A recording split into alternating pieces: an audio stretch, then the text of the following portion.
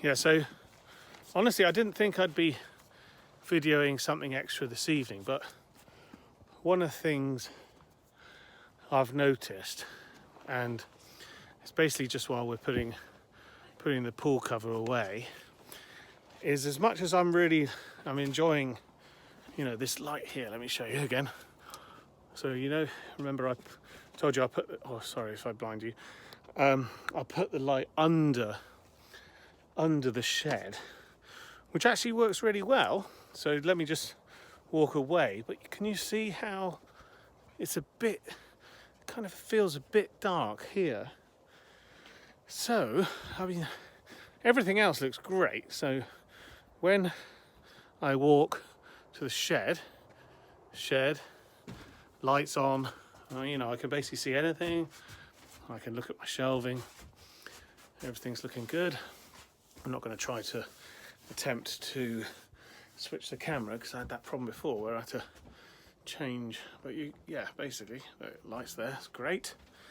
And the light here is really good outside the shed. So we're going to cover that in another episode about how to build and train your small puppy dog to go into a certain place in a toilet.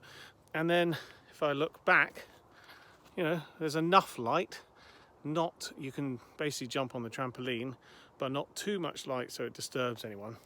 Biggest problem is that this light. So what I'm going to do, and I'm not going to do it tonight, but what I'm going to do is I'm going to change what I talked about. I'm going to take one of the good thing is the way I've wired this is I actually don't need to do a great deal.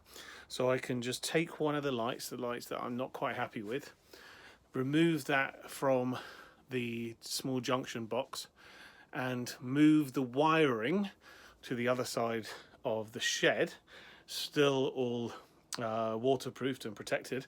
And yeah, just thought I'd give you a heads up because that's what we're going to be doing tomorrow. So looking forward to that. Take care. Bye.